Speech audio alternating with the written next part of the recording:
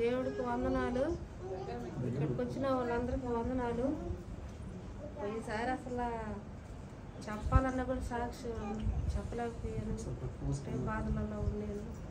మా భర్త రాలేదు, అక్కడెక్కడ ఉన్నాడు. నేను చెప్పే సాక్ష్యం ఏంటంటే ఇట్లా సౌండ్ పెడుతున్నాను. సార్కు చెప్పాను. వచ్చి మా ఆయన వెళ్ళిపోతున్నాడు, అప్పుడు ప్రార్థన చేయండి సార్, బిడ్డ కడతా ఉన్నాడని సార్ గారు ప్రార్థన చేశాడు. ఎప్పుడన్నా ఫోన్ మీ ఆయన ఫోన్ చేస్తాడు, ఎక్కడున్నా తెలుస్తాడు అని చెప్పాడు. ఒక రేత్రంతా ఆలోచన తెచ్చుకున్నాడంట.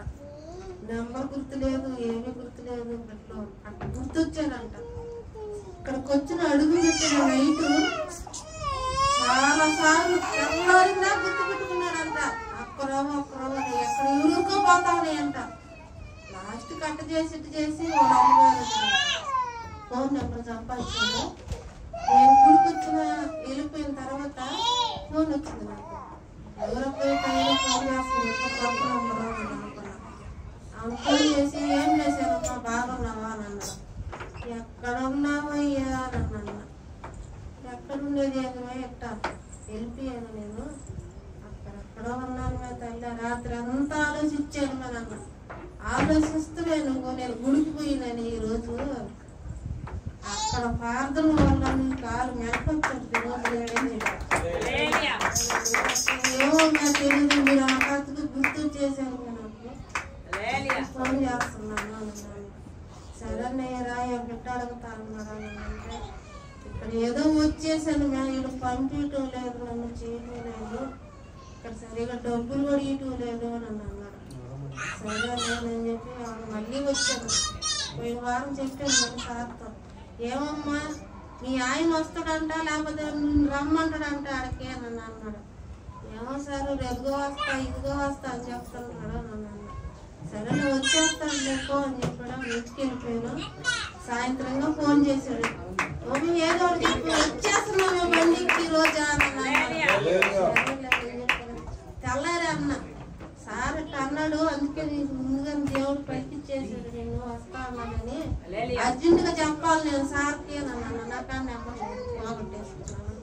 సందీప్ ఫోన్ చేసిన, ఎట్టా వస్తలేదు నేను ఇస్తాలేనని ఓడిచ్చిదిలా నేను చెప్పింది లేదు. ఆ సంతోషంలో అంటే అనుకున్నా. 6 రోజు నైట్ ఎప్పుడు ఎక్కాడంట, సోమవారం రోజు వచ్చాడు. వచ్చినామంటే 5,000 ఏమో తెచ్చాడు. 5,000 తెచ్చలే కొడుకు నాకు ఫోన్ ఎట్లా కాదుగా 5,000 పెట్టి ఫోన్ తీసుకున్నాడు. రేపు రాజు నేను పనికి పోతాలే అమ్మా, కూలో నాలో చేసుకుని మిమ్మల్ని వదిలిపెట్టడం చేయాలి. రోజు పనికి పోయాడు, ఆ రోజు పని లేదు, ఖాళీగా ఉన్నాడు.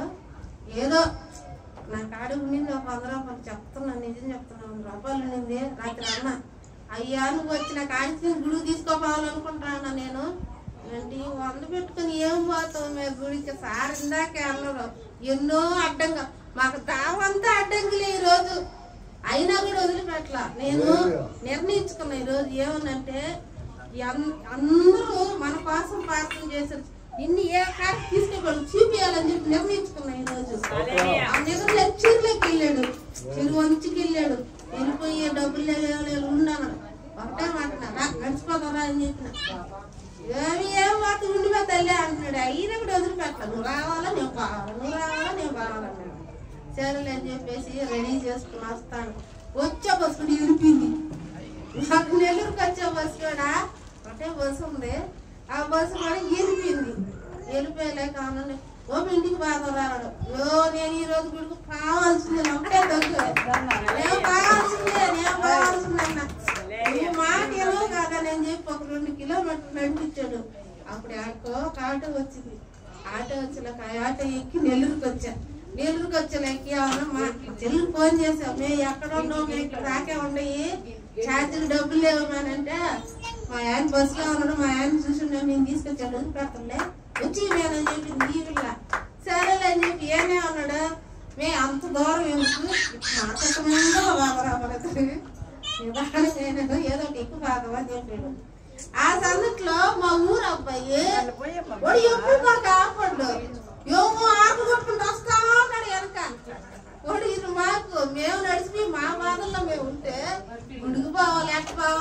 మా బాధలో వస్తుంటే కూడా కొట్టుకుంటా వస్తున్నాడు. అక్క అంటున్నాడు వెనక చేరు, ఏమరా తమ్ముడు చాలా రోజులు కాపాడ్డవరా నన్ను అన్న అంటే ఏదో అక్క ఇటు ఆటో తోలుకుంటున్నాను అన్నాడు. 50 పోతాడు అక్క అన్నాడు. నా టాంచి నడిచిపోతాను, ఆటో ఎక్కలేదురా మాకు, ఉడికిపోవాలి రవి అర్జెంటుగా నాన్న రానక్క తీసుకోపోతాను అన్న. దేవుడు ఆటో పంపించాడు నాకు లేకుండా అవుతుంది. మన డబ్బులు లేవు, ఏం లేవు. 100 రూపాయలు నా భర్తని ఈరోజు ఎన్ని ఆటోలు, ఈరోజు చెర్లకి వెళ్ళాడా రానన్నాడా, ఒక ఆటో లేదా, ఒక బస్సు లేదా మాక. అయినా కూడా ఈరోజు దేవుడికి నాకు నేను వస్తా అంటే దేవుడు బట్టి ఎదురు వస్తా అన్నాడు. అయినా కూడా ఆపడ్డ గుడి కల్లా చెప్తున్నాను, నువ్వే ఉండు నడిపించావు నన్ను ఈ రోజు గుడికారికి. నాకు ఆ డబ్బులు లేవు, నువ్వేది ఇయ్యాలా నేను రావాలా, నువ్వు ఇయ్యాలా నేను రావాలా. అట్టే ఆ ఆటో కూడా అదే ఆశ్చర్యం మాకు. మేము తిరిగింది ఎరగాలమ్మ గేట్ కాడ దిగాము అంటే మా బస్సులు లేవు, ఇటు పక్క వస్తుంది ఉచ్చి నుంచి ఎరగాలమ్మ దేవత మేము దిగుతుంది. ఆ ఆటో కూడా రావటమేంది అక్క రాక్కని తీసుకుని దేవుడు గుడికారు దిగుతున్నాను అంటమేంది తీసుకొచ్చి దించేసాం. పోయాడు ప్రార్థన చేయాలి, మమ్మల్ని తీసుకొచ్చి వదిలిపెట్టాడు గుడికారు. ప్రసాద్ అబ్బాయి పేరు.